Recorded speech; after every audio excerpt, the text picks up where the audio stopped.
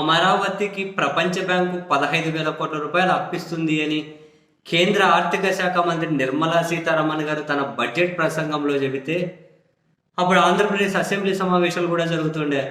ఆంధ్రప్రదేశ్ ముఖ్యమంత్రి చంద్రబాబు నాయుడు గారు, ఉప ముఖ్యమంత్రి గారు, మంత్రులు అభినందన తీర్మానం చేసి కేంద్ర ఆర్థిక శాఖ మంత్రి గారికి అప్పుడు అనుకున్నాం, అరే వాళ్ళు ఏమైనా ఫ్రీగా ఇస్తున్నారా, లేకుంటే కేంద్రం ఏమైనా ఇప్పిస్తుందా, మనం కట్టాల్సిన అవసరం లేదా అని. అప్పుడు తెలుగుదేశం పార్టీ పత్రికలు, టీవీ ఛానళ్ళు అయితే అది మనం కట్టక్కర్లేదు, కేంద్రమే చూసుకుంటుంది అన్నారు. వాడు ఉంటాడు, వాడి జర్నలిజం ఏడో వాడు అని ఓవర్ యాక్షన్, బాబోయ్ వాడు ఊగడము, వాని ఆవేశము, వాడైతే తెలియని ఎదవలు వాళ్ళు వీళ్ళు, ఇది కేంద్రం ఇస్తుంది, కేంద్రం కట్టుకుంటుంది, మనకేంటి సంబంధమైన వాడు ఊగా.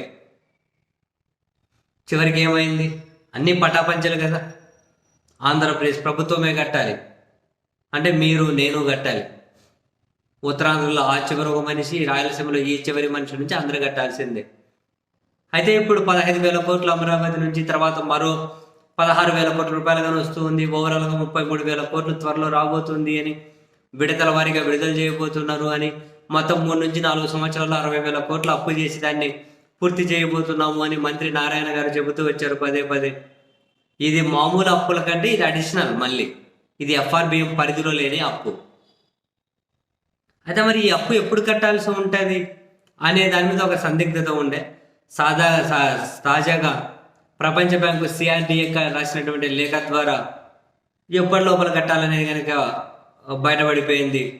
29 సంవత్సరాల్లో, అందులో మళ్ళీ 6 సంవత్సరాల గ్రేస్ పీరియడ్, 29 సంవత్సరాలలో ప్రిన్సిపల్ అమౌంట్ ప్లస్ వడ్డీ అన్నీ కలిపేసి అమరావతి పేరు మీద చేసి అప్పు తీర్చేయాలి 29 సంవత్సరాలలో. సేమ్ మనం ఏమన్నా కనుక ఇల్లు తీసుకుంటాం కదా, ఇల్లు ఫ్లాట్ ఏదో ఒకటి 20-25 ఏళ్ళు 30 ఏళ్ళు పెడతారు సొంత ఆస్తి కోసం. ఇప్పుడు అమరావతి ఇప్పుడు ఎవరి సొంతమో తెలియదు, కానీ దాని ద్వారా రాష్ట్రానికి ఎన్ని ప్రయోజనాలు వనగూడతాయో ఏమో రాబోయే రోజుల్లో తెలియాలి. కానీ మొత్తం మీద దాని పేరు మీద అక్కడ బిల్డింగులు కట్టి, అక్కడ భూములకు రేట్లు వచ్చేటట్లు ఖర్చు పెట్టడం కోసం అక్కడ బిల్డింగులు కట్టాలి, అక్కడ భూములకు రేట్లు వస్తాయంట. ఆ విధమైన ఖర్చు పెట్టడం కోసం ఆ ప్రపంచ బ్యాంకు నుంచి అప్పు చేసి రాష్ట్ర ప్రజలందరినీ కనుక ఈ 29 ఏళ్లలో దాన్ని వసూలు చేసి కట్టేయబోతూ ఉన్నారు. అదే నాకు అర్థం కావట్లేదు. అనంతపురం జిల్లాలో చివరి ఎక్కడో గ్రామంలో ఉన్నటువంటి వాళ్లకు అమరావతి వల్ల కలిగే డైరెక్ట్ ప్రయోజనం ఏంటో తెలియదు, కానీ పోనీ అంత ఆర్థిక ప్రయోజనాలు కానీ ఇప్పటికిప్పుడు ఏమున్నాయో తెలియదు, కానీ బట్ అప్పు మాత్రం వాళ్ళ నెత్తి మీద కూడా పడుతుంది. అప్పు కూడా వాళ్ళ నెత్తి మీద కూడా పడబోతుంది.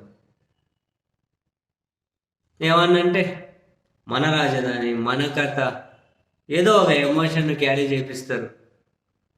ఆడ అన్ని వేల కోట్లు పెడితే ఎవరికి రిటర్న్లు వస్తాయి? ఆడ భూములలో రేట్లు పెరుగుతాయేమో, స్థలాలలో రేట్లు పెరుగుతాయి.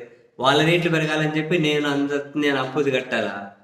వాళ్ళ భూముల రేట్లు పెంచాలి, వాళ్ళ స్థలాల రేట్లు పెంచాలని అప్పు నేను కట్టాలా? ఏందో మరి. సరేలే, ఏం నెచ్చినారు కొట్టుకుంటే ఏమవుతుంది?